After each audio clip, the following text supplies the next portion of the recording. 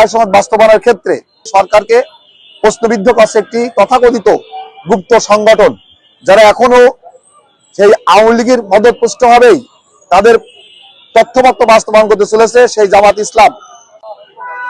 আমরা বাংলাদেশ জাতীয়তাবাদী দল ঝিনাইদহ জেলা কমিটির উদ্যোগে আজকে একটি হ্যান্ডবিল বিতরণ করছি।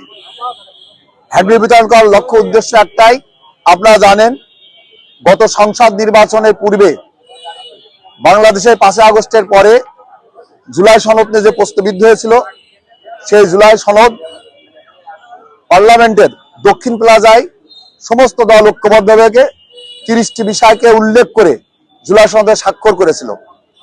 আজকে সেই জুলাই সনদ বাস্তবায়নের ক্ষেত্রে আজকে বিভিন্নভাবে প্রশ্নবিদ্ধ করে বর্তমান বিএনপি নির্বাচিত যে সরকার গঠন করে সেই সরকারকে প্রশ্নবিদ্ধ করছে একটি তথাকথিত গুপ্ত সংগঠন, যারা এখনো সেই আওয়ামী লীগের মদতপুষ্ট হবেই তাদের তথ্যপত্র বাস্তবায়ন করতে চলেছে সেই জামাত ইসলাম সংসদের বিরোধী দল হিসেবে বিএনপিকে বিতর্কিত করার চেষ্টা করছে জুলাই সনদ নিয়ে।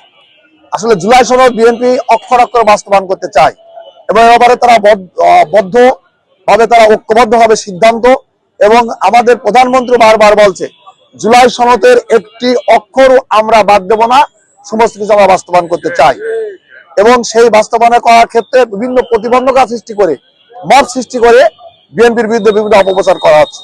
যেমন আমরা বলেছিলাম যে জুলাই সনদে উল্লেখ করা আছে নারী নেতৃত্ব বৃদ্ধি করা হবে। আমরা আমাদের গত পার্লামেন্ট নির্বাচনে আমরা 300 আসনের ভিতরে প্রায় 15 থেকে 20টি আসনে নারী সদস্যদেরকে পার্লামেন্ট সদস্য করার জন্য আমরা মনোনয়ন দিয়েছিলাম, কিন্তু আজকে আমাদের প্রতিপক্ষ রাজনৈতিক দল একটা আসনেও তারা কোনো নারী আসনের প্রার্থী দেয় নাই, এখানে তারা ভঙ্গ করেছে। জুলাই সনদের প্রথম সত্যই তারা নির্বাচন আগেই ভঙ্গ করেছে। জুলাই সনদে উল্লেখ করা ছিল যে বিরোধী দল থেকে ডেপুটি স্পিকার দেওয়া হবে। আমরা সংসদে যাওয়ার আগে, পার্লামেন্ট গঠন করে সরকার গঠন করার পরে সংসদে যাওয়ার আগেই বিরোধী দলের কাছে তাদেরকে স্পিকার, ডেপুটি স্পিকার হিসেবে তাদের প্রার্থী চাওয়া হয়েছে, তারা কিন্তু সেখানে দেয় নাই, না দিয়ে বিতর্কিত করছে।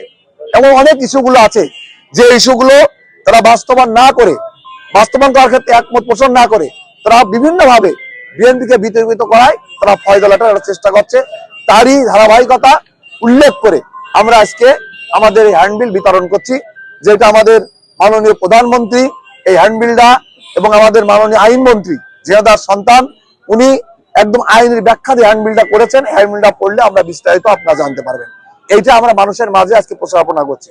এরই ধারাবাহিকতা আগামী সোমবার বেলা 3টার সময় এই মত সৃষ্টিকারী গুপ্ত সংগঠন বিএনপির বিরুদ্ধে সরকার চালানোর ক্ষেত্রে প্রতিক্ষেত্রে বাধাগ্রস্ত করে বিতর্কিত করার চেষ্টা করছে, তার প্রতিবাদে আমাদের জেলাবিন পক্ষ থেকে বিক্ষোভ মিছিল আছে বাদ আসর আগামী সোমবার বাদ আসর দলীয় কার্যালয়ের সামনের থেকে।